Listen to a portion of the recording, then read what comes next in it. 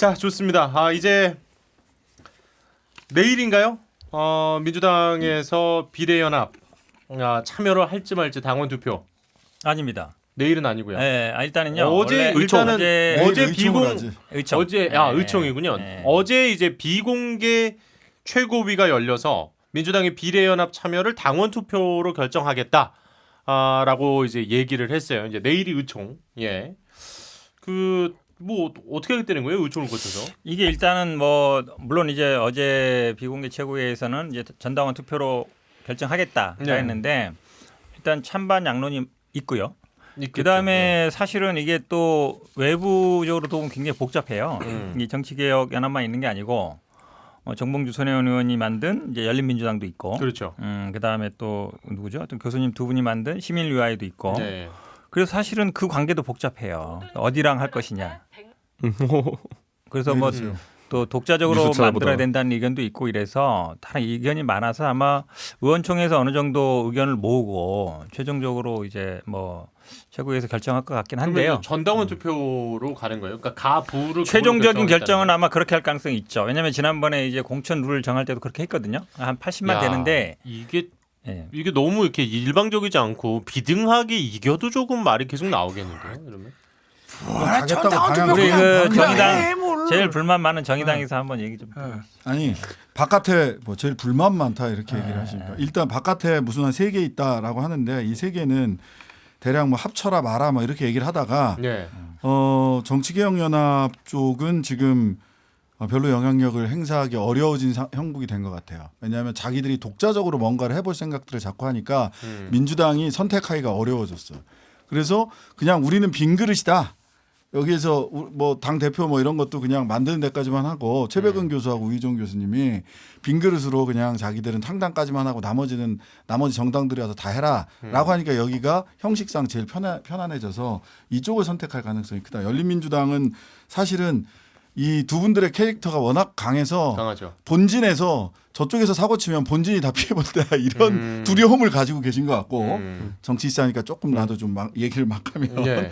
뭐 그런 생각들을 가지고 계셔서 뭐 이제 하나로 가게 되면 이제 힘을 몰겠다 이런 생각을 좀 가지고 있는 것 같은데 내일 의총을 왜 하게 됐을까 이게 중요하다고 봐요 저는. 저는 아니 우리 그냥 그 신장식 변호사님이 그래도 약간 고급 정보를 갖고 있는 것 같아요 보니까 얘기하는 게. 왜냐하면 새 흐름이 뭐 무조건 가는 건 아니고 일단 뭐 두 개로 합쳐지겠죠. 합쳐지는 게 그다음에 아니라 이제 어디로 가냐 버려지겠지. 문제인데.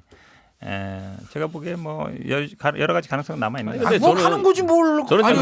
의총한 이유? 의총하는 이유는 사실은 최고위에서 어느 정도 얘기가 됐는데 반대 의견을 제시하는 분들이 많았던 것이죠. 의원들 중에. 그리고 이거를 최고위도 있지만 지금 이제 선대위도 꾸려졌고 우리 코로나 뭐 국민 극복 대책도 있는데 어쨌든 그게 좀 전체적 논의가 돼야 된다. 전체 의견 수렴이 필요하다 이렇게 보는 거예요. 그러니까 최고위원회에서 처음에 서른 의원, 김혜영 의원만 반대했잖아요.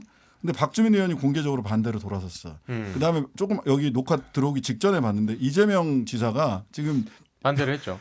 반대를 공개적으로 페북에다 장문의 네. 글을 써가지고 김대중 노무현 두 대통령은 이런 식으로 정치 안 했다. 우리 장시경이 이렇게 있었지만이 하는 사안이 있었던 네. 거. 그러니까 자기 이거 의석이 달린 문제야. 이런 식으로 정치 안 했다라고 하면서 공개적으로 반대를 했는데 내일 의총을 왜 하느냐. 실은 의원들 사이에서 특히나 지금 어디예요? 그 어디 저 부산이랑 수도권. 남양주 여론조사 결과가 나왔는데 0.6%인가 이렇게 차이가 났는데 남양주 어디요? 정의당 경평, 정의당 중앙덕, 후보 김용민. 저도 사실은 잘 모르는 젊은 정의당 후보가 여기서 내가 한번 지역에서 남양주가 신도시 있고 다산 신도시 있는 그쪽에 그렇죠. 네. 한번 여기서 한번 뿌리박고 정치 한번 해보겠다 하고 출사표를 막 냈어요. 당에서도 사실은 그렇게 인지도가 높은 후보가 아니었어요. 우리 같이 조그만 당에서도. 근데 이 양반이 2.6% 2.7%가 나오거든. 3%대가 나오거든. 훌륭한 분이네. 네. 그러니까 그러니까 3%가 나오면 많이 나온 거예요? 많이 나온 거예요. 처음 그래요? 30대 초반 청년이 당에서 나와가지고 수도권에서 그 3% 2.6% 3% 나오면 정의당 이러니까 많이 그냥 나온 찍어준 거 거예요. 아니에요? 정의당 이러니까 찍은 거 아니에요? 아니 뭐 그럴 수도 있지. 네. 개인을 알아서 알건 모르건 간에 그 정도의 이제 우리도 이 컬트 집단이 있잖아요. 정의당만을 선택하는. 그러니까 의원들이 수도권 의원분들이 고민이 될 수밖에 없는 거 아니겠어요? 아니 정의당 그러면서 뭐 이재명 아니, 정의당에서 이미 뭐 거고. 전국위원회에서 안 한다고 결의했으면 아니 그런 분들이 좀 이제 끝난 노원병에도 얘기인데. 출마하실 분 있으면 좋은데 그 정의당이 노원병세가 되게 센 곳이 노원병 정의당세가 되게 센 곳이잖아요. 근데 그러니까 말을 하자면 저는 어떤 생각을 하냐면 우리 정의당이 굉장히 센 어제 그 입장을 냈어요. 근데 그 입장을 보면 그 소위 비례연합당은 예. 절대 참여하지 않는다. 우리가 걸어온 길이 그렇게 가볍지 않다. 가치를 그러니까- 중심으로 해서 걸어왔기 때문에. 근데 그 말까지 했지.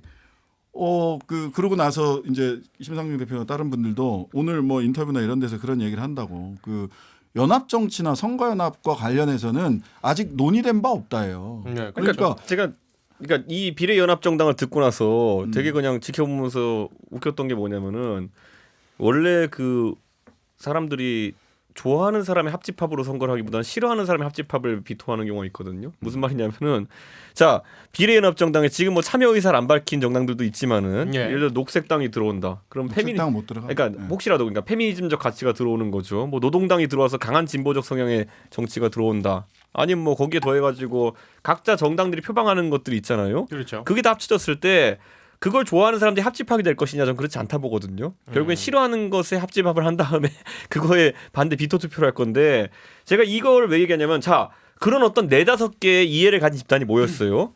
그럼 비례대표 명부라는 거는 이번에 선거법 개정을 하면서 16일까지 선관위에다 어떻게 민주적인 방식으로 명부를 정할 것인지를 통보해야 돼요. 예. 자 그럼 그렇게 나와가지고 5개 정파가 모였다고 했을 때 지분 나눠먹기를 하는 게 그 요체지 어떻게 민주적으로 자기들 사이에 순번을 정하겠습니까?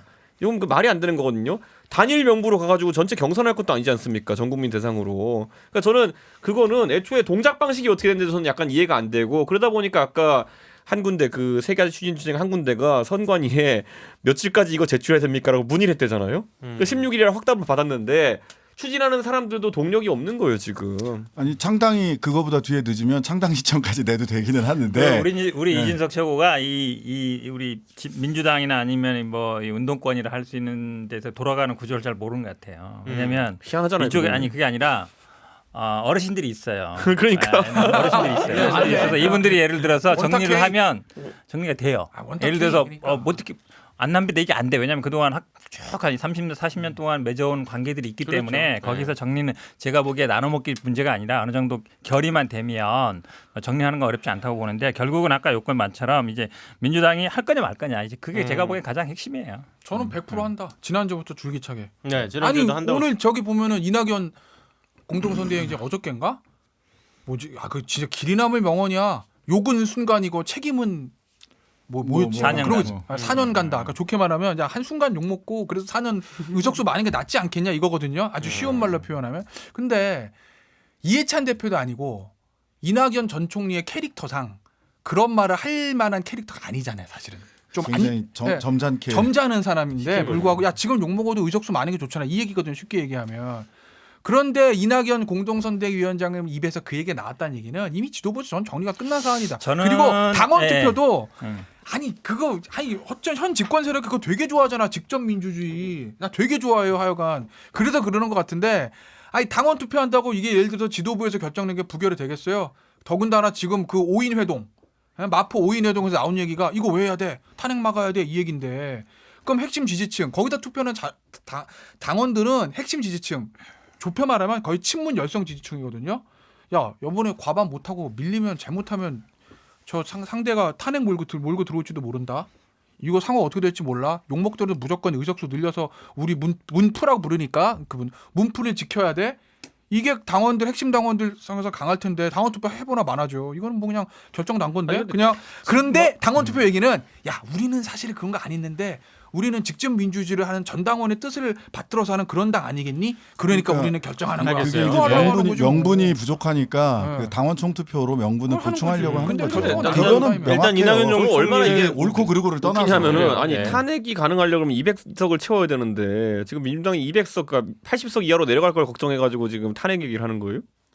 그러니까 그거는 심재철 그 원내대표가 난 모르고 한 소리가 아닐 것 같고 의도적으로 도발하는 이야기였다. 그런 거보다는 이제 네, 일당을 솔직히. 뺏게 되면 네. 국회의장이 안 되고요. 네. 그다음에 지금 이제 공수처법이라든지 아니면 뭐 잘못한 거 있어요? 어려운 왜 그래? 이런 법들이 이제 무위로 돌아갈 가능성도 있다고 보는 이게요. 거예요. 좀 들어보세요. 왜냐하면 이게 사실 공수처장 임명도 안 될 가능성도 있고 처장의 바뀌면은 사실은 제 3당이 갖게 되는데 예. 최장 임명이 안 되고 표로 될 가능성도 있어요. 그런 게 어떤 그러니까- 위감이 있는 것이고 저는 근데 심상정 대표도 받을 가능성이 있다고 봐요. 왜냐하면 지금은 이제 정치연대 안 하고 연합 안 한다 그러지만 심상정 대표도 따지고 보면 비례대표 이후에 예. 지역에서 될 때는 다 민주당하고 선거 연대해서 된 거거든요. 한마디로 얘기하면 아니, 민주당에서 지난 선거는 안 들어보세요. 그랬어. 어쨌든 네. 대부분 그런 식으로 됐단 말이죠. 그렇게 본다 그러면 그리고 아까 제가 말씀드린 것처럼 우리 이렇게 소위 말하는 이제 진보 진영의 어떤 흐름이라든지 이런 게 보면 기본적으로 정치인들도 있지만 정치 밖에 있는 분들이 있어요. 소위 말하는 원로라 하시는 분들이 네. 어쨌든 조정을 해 나가요. 이런 역할들을 조정해 나가시는 분들이 저는 아마 이 정치개혁 연합에 그런 분들이 좀 계셔서 물론 이분들이 나서서 뭐 당을 만들거나 뭐 당원을 모집하거나 뭐 이러지 못해요. 그래서 연대 원로들이라는 분들이 그렇지만 마지막 순간에는 어쨌든 묶을 수는 있다. 그런 면에서 본다 그러면 어제 이제 정의당에서 뭐 절대 안 한다 이랬지만 당내에서는 좀 이견이 있는 걸로 알고 있거든요. 그래서 저는 뭐 정의당도 일단 마지막 신변호사님. 순간에는 받을 네. 가능성이 있다라고 봅니다. 일단 원로들 말씀하셨는데 원로들 의견이 갈렸어 지금. 이렇게 가면 안 된다. 가도 된다. 난 깜짝 놀랐어요. 백낙정 선생이 항상 민주당에 몰아주자 비판적 지지를 하자라고 얘기하셨던 분인데 이렇게 가면 안 된다라고 얘기를 하시더라고요. 원로들도 의견이 지금 갈려 있는 네. 상태고 당내에서도 의견이 갈려 있고 그거는 왜냐하면 피장파장되면 지금까지 말하자면 미래한국당 그렇게 비판하다가 피장파장되면 이쪽이 승이거든 사실은 그럴 수 상대방이 있지. 피장파장이 돼버리면 도덕적 우위나 이런 거를 계속 가지고 왔었는데 그 다음에 저는 이런 생각이 들어요. 과거에 소선거구제만 쭉 있었을 때 지금도 뭐 소선거구제가 다수긴 하지만 그런 얘기들이 나올 수 있었는데 지금 어쨌든 제도 자체가 한 당이 과반을 먹는 거를 제약하는 제도 자체가 좀 변화했다고. 네. 그러면 다당제에 맞춰서 제도를 변화해 가는 과정에 있었는데 뭐 다당제가 좋으냐 싫으냐는 뭐 차치하고 예. 그렇게 가 있다면 저는 그 민주당에서 여당에서 다당제를 전제로 해서 이 선거를 어떻게 치를 거냐에 대해서 그렇게 접근해야 된다. 지금은 진영과 진영 대결로 해서 양당제를 전제로 해서 자꾸만 선거 그 구도를 짠단 말이에요. 다당제를 전제로 한다는 건 뭐냐면 선거 이후에 이 정권을 어떻게 이 정부를 어떻게 운영할 거냐에 대해서 연정이냐 협치냐 어떤 방식으로 어떻게 그러면 다당제에서 다수당 구조를 맞아.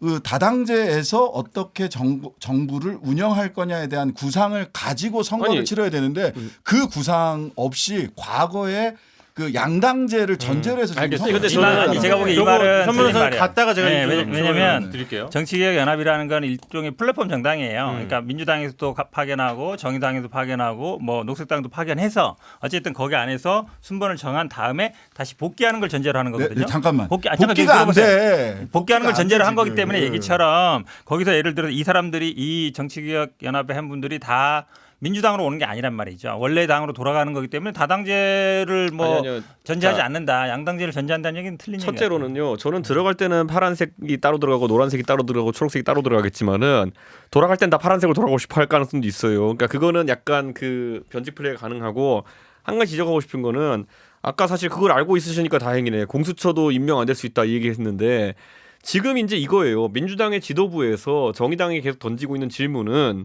니네 그래가지고 그 단독으로 그 비례정당으로 참여했을 때 비례선거에 참여했을 때 니네 미래한국당보다 잘할 자신 있어? 아니면 안철수보다 잘할 자신 있어? 아니면 그 손학규 정동영 팀보다 잘할 자신 있어? 이걸 계속 묻는 거예요. 왜냐하면 이게 되게 민주당 입장이 중요한 게 민주당하고 그 미래통합당이 교섭단체 1, 2는 맞잖아요. 순서가 어떻게 됐는지 간에.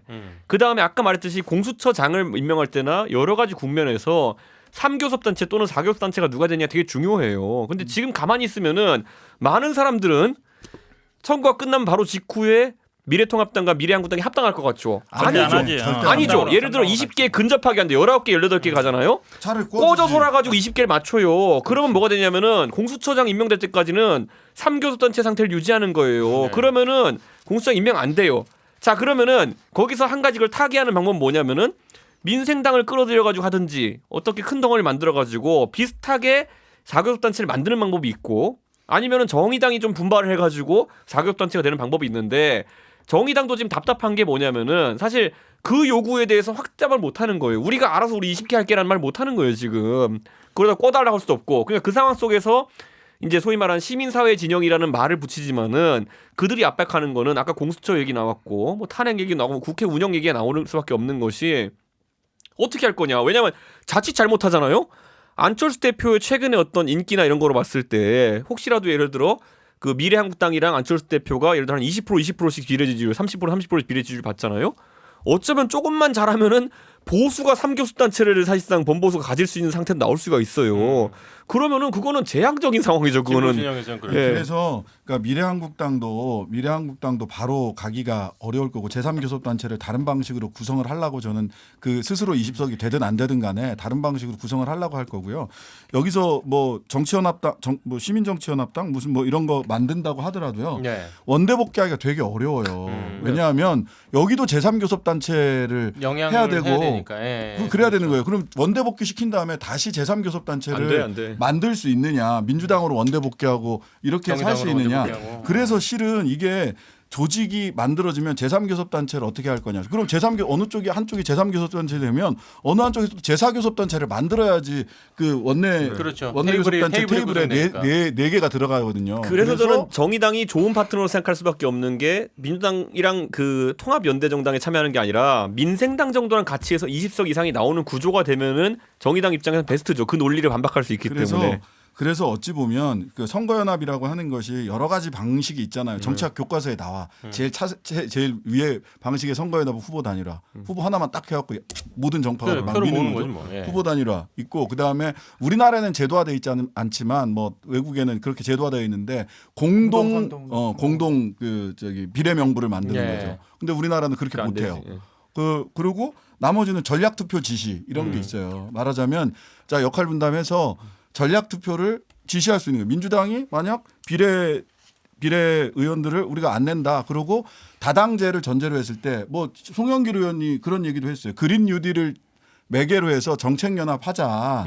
그 얘기는 뭐냐면 전략 투표는 뭐 정의당, 민생당, 뭐 수도권은 정의당, 호남은 민생당 어디 이렇게 전략 투표를 해달라라고 하는 것도 정치학 교과서에 나오는 선거연합의 다양한 방식이에요. 교과서에 나온 야합의 사례직이 어떻게 선거연대예요? 그게 선거연합이야. 정의당이 야합이야. 왜 참여할 정치학 수밖에 교과서에서 없냐고 야합을 말씀드리면 가르치겠어. 정의당이 지금 기대하는 건 이런 거예요. 민주당이 현행대로 그냥 간다. 그러면 이제 결국은 30석에서는 못 가져가고 그러면 이제 아마 정의당에서 10몇 석 이상 가져갈 수 있어요. 17석에서는 좀 나누는 식으로 하면 그게 정의당으로서는 최대 이익이에요. 그 전제는 뭐냐면 민주당을 찍을 사람들이 결국은 민주당이 비례대표를 안 나면 정의당을 찍어가는 거를 전제로 하는 건데 그렇죠. 뭐하고 비교해야 되냐면 예를 들어서 민주당이 독자적으로 만약에 한국당처럼 독자적으로 만약에 비례정당을 만든다라고 네. 비교해 봐야 돼요. 그거랑. 그럴 경우에 어떤 상황이 생기냐면 30석은 어쨌든 두 정당이 가져갈 가능성이 많아요. 그렇죠. 정의당의 수석이 확 줄어듭니다. 그렇죠.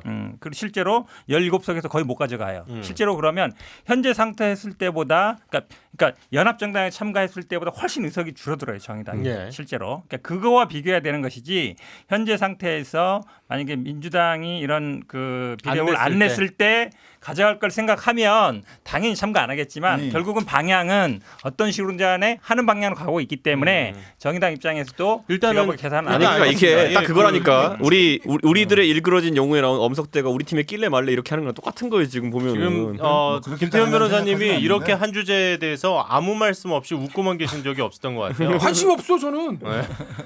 하나 알았어. 원래 저렇게 사이 안 좋았구나 하는 거 하나. 아. 뭐 어차피 비례민주당 할 거면서 뭐 그렇게 지금 선거 뭐 복잡한 거 어차피 할 건데. 엄석대잖아 엄석대. 우리가 만드는 건 아니지 그래도. 아니 뭐 어차피 할 거잖아. 열린민주당 다 보내도 어차피 좋아요. 할 건데. 아니 그러면은 일단은 한 가지만. 예. 그러니까 여기에 대해서 좀 민주당 그 지지자들이 오해하고 있는 게 있어요. 그 정의당이 욕심 부린다 이렇게 얘기를 하는데 사실은 정의당 그런 뭐 계산 막 이렇게 해보잖아요. 그러면은 그 연합당에 들어가는 게 우리가 독자적으로 이 길을 가는 것보다 의석수에서는 더 많이 받을 수 있는 길이에요. 근데 우리가 살아온 길이 한 20년 진보정당 해온 길이 가치 중심으로 원칙 중심으로 해왔기 때문에 그래서 그걸 무능력하다라고 욕하는 사람도 있지만 그래도 그 가치를 지키고 꿋꿋이 살아왔다 이런 것도 가볍지 않습니다. 하나만 하면 네. 저는 정의당이 이 연동형 비례대표제 주장하는 거 이해하고 그건 저는 존중해요. 왜냐하면 말씀하신 대로 그 본인들 가치였으니까. 저는 민주당이 비례민주당 어떤 형태는 무조건 할 거라고 보거든요. 할 건데 이 사태를 보면서 느낀 게 몇 가지 있어. 첫째, 정치를 하려면 내 머릿속에 지우개가 있어야 되는구나. 야, 죽지 않습니까? 이인영 원내대표 얼마 전에 국회 가서 막 한번 얘기한 거 좀 봤으면 좋겠어. 영상 좀. 이해찬 대표도 내 머릿속에 지우개 하나. 그리고 민주당이 하는 건 좋은데 그러면 다음 국회에서 선거법 원래대로 돌린다고 약속하고 하세요. 아니란 게 밝혀진 거잖아. 본인들이 얘기했던 거예요. 그죠? 예? 예. 5인 회동에서 나온 거예요. 야, 우리는 선거제 개혁이고 뭐고 없고 공수처 막으려고 한 거야. 그게 나왔어 이미. 그죠? 그거 반성하고 사과를 해야 돼. 그럼 선거 다음 국회에서 다음 총선 때는 여야 합의해서 선거법 원래대로 돌리겠다 선언을 해야 돼. 왜냐면은 본인들을 만들어 놓은 본인들이 어긴 거니까. 아, 자유한국당 미래통합 핑계 대지 마세요. 미래통합당은 애초부터 이거 한다고 그랬어. 우리는 선거제 개혁에 반대하고 선거제 개정에 반대하고 우리 빼고 하면 우리는 비례 정당 전문정당 만든 얘기를 해왔다고요. 예. 자구치가 산 거고. 그다음에 또 하나는 뭐냐면 난 요새 민주당을 보면서 탄핵 있잖아요. 이게 좀 걱정이 되긴 되나 보다라는 생각? 왜 그러냐면 심상정 저 대표가 진짜 명언하신 거야. 과반이 안 되더라도 과반이 넘더라도 국민이 원하면 탄핵은 막을 수가 없다. 그 진짜 명언 아닙니까? 사실 그렇잖아요. 사실은. 뭐 자유한국당은 당시에 표가 안 돼가지고 뭐 근데 그 말은 좀 왜곡돼서 아니 뭐 어찌 인용되고 됐건. 있어. 근데 왜곡돼서. 보면 그거에 대해서는 일단 정리해 주세요 먼저. 예. 사실은 그 아니 코멘트만 일단 정리하고 그래서- 갈게요. 멘트가 그렇죠. 나왔으니까. 그러니까 의석수로 탄핵이 되고 안 되고의 문제가 아니다라고 얘기를 했는데 그러니까 어차피 200석도 안 되고 하니 탄핵으로 공포 마케팅 하지 마라라고 하는 얘기가 취지였어요. 탄핵을 막기 위해서라도 비례 위성 정당을 만들어야 된다라는 얘기는 실은 어찌 보면 공포 마케팅이다. 탄핵을 걱정해야 되는 의석수 아니, 가지고 근데 이렇게 된 저도 건 그러니까 뭐 아니다. 되게 큰 잘못했나 보면 해가지고 저는 봐요. 탄핵이라는 게 구성 요건이 의석이랑 잘못한 게 있어야 되는데 뭐 우리도 모르는 근데 잘못한 게 있나 이러고 아니 있지. 심재철 원내대표가 맨날 아니, 탄핵한다고 그러니까 그러니까. 아니. 내가 보기에는 네. 심재철 원내대표가 얘기를 도발을 자, 했는데 일단 거기에 김영표 흘렀어. 변호사님 얘기 마저 드릴게요. 거기에. 네. 16년도에 만약에 박근혜 전 대통령 있을 때 저 태블릿 나오기 전에 야, 민주당이 탄핵 얘기 꺼내잖아요. 당시에 새누리에서 코웃음 쳤을 거야. 야, 뭐래냐 쟤네들 그러고. 뭐가 건이 없으니까 아무리 본인들이 머리를 생각해보면 우리가 무슨 과반이 아니라 무슨 100석 아래로 떨어지더라도 뭐가 있어야 탄핵을 하지. 그렇잖아요. 근데 물론 그때랑 지금 상황이 다르긴 하지. 탄핵에서 대통령 자리에서 내려오는 거 한번 경험해본 국민과 경험해보지 않은 상황은 좀 다르긴 한데 지금 어쨌든 심재철 원내대표가 탄핵이란 도발을 꺼내는데 그 이후로 민주당에서 탄핵 많이 나와 얘기가. 자기들끼리 5명이서 몰래 밥 먹을 때도 뭐 야 탄핵을 막기 위해서는 얘기합니다. 공식적으로. 물론 그게 사실은 어떻게 흘러나왔는지는 뭐 여러 가지 해석이 여지가 있겠습니다. 탄핵 얘기합니다. 공식적으로 탄핵을 막기 위해서는 얘기들을 해요.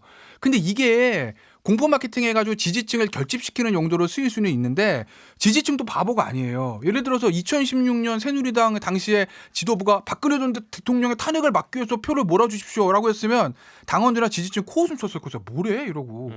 근데 지금은 그게 약간 먹히는 분위기거든요. 그럼 뭐야?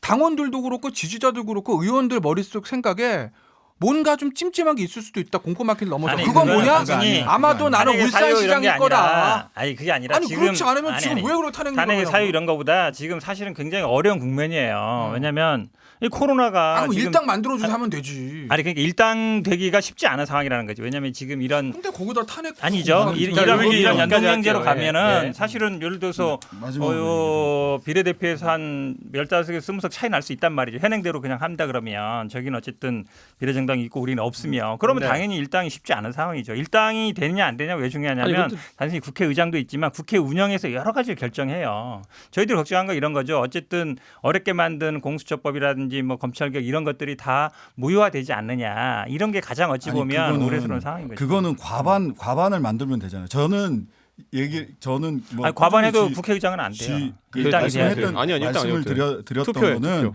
나중에. 진보하고 아니, 개혁 그렇긴 한데 보통 일당에서 하잖아 지금까지. 진보 개혁 진영이 어쨌든 과반을 만들어내고 가능하면 180석까지 만들어야 된다. 거기에 가장 효과적인 방법이 뭐냐? 그건 대의 명분을 중심으로 하고 그 다음에 이후에 국정 후반기를 어떻게 4+1이 됐든 뭐가 됐든 간에 어떻게 다당제적 구조에서 운영을 할 거냐에 대한 이야기를 여당이 얘기를 해야 되는 거예요. 얘기를 하고 그 가치에 동의가 되면 무슨 뭐 그린북 그 연정할 때 나오는 그런 걸 만들든 뭐를 하든 이렇게 해서 가야 되는데 그 과반이 안 될 것 같다라고 저는 과반 될 것 같거든요. 그리고 지금 호남 쪽에 그 이전처럼 국민의당 이 싹쓸이 뭐 몇 석 안 남기고 싹쓸이 하는 이런 일 없어요. 대부분 호남 쪽은 지금 다 민주당 쪽이 가져갈 게 명확하잖아요. 그러면 이제 사실 이제 왼쪽 오른쪽 빨간색 파란색 이렇게 다 될 거고 주황 저기구나 핑크색이구나 이렇게 될 거고 결국은 중부권하고 수도권인데 중부권하고 수도권에서 지역구에서 어떻게 많이 이길 거냐. 그리고 이후에 문정부 후반기를 어떻게 갈 거냐라고 하면 단순 산수를 해봐도요. 3% 넘는 소수 정당들이 진보 개혁 진영의 소수 정당들이 많은 게 미래한국당의 의석수를 가장 줄일 수 있는 방법이에요. 자, 실은. 그렇다면은 여기서 짧게 여기 이제 사실 우리 이 주제가 너무 길어져가지고 요것만 짧게 정리. 신 변호사님께 요 질문 짧은 질문 하나 드리고 요 얘기 듣고 다음 주제. 사실 제일 재밌는 게 다음 거였는데 이 두 번째 주제가 너무 길어져가지고. 네. 그 지금 국민의당이 어쨌든 아까 좀 얘기를 해주셨는데 안철수 대표가 지금 대구 의료봉사 이후에 상당히 어쨌든 지지도가 많이 올라와가지고 지금 정의당을 말 그대로 턱 밑까지 좀 추격하고 있는 거의 뭐 0.2% 뭐 이 정도까지 따라왔더라고요. 그거에 대해서는 정의당 쪽에서는 좀 어떤 반응 내지는 어떻게 좀 대비를 하고 계시는지. 두 가지인데 하나는 지금 사실 정의당이 저는 당대당 협상을 해야 될 사안에서 소위 뭐 어르신 뭐 등등등에서 외부 시민사회 단체들이 앞에 나서는 방식으로 네. 하면서 여론 프레임이 양쪽에서 다 까요 지금 양쪽에서. 옛날에 보수 저희 할거 뭐 없이. 보수 통추인 안 그랬냐고요. 저도. 양쪽에서 다 까였어요. 근데 근데 시민사회라고 한 사람들 와서 문제는 사실은 이거는 정부 여당이 책임 있게 다당제가 펼쳐진다는 걸 전제하에서 정당 간 협상, 정치 협상을 통해서 해결해야 될 정치의 몫은 정치가 해야 된다라는 생각이 들고요. 그 와중에 있기 때문에 실은 우리가 지금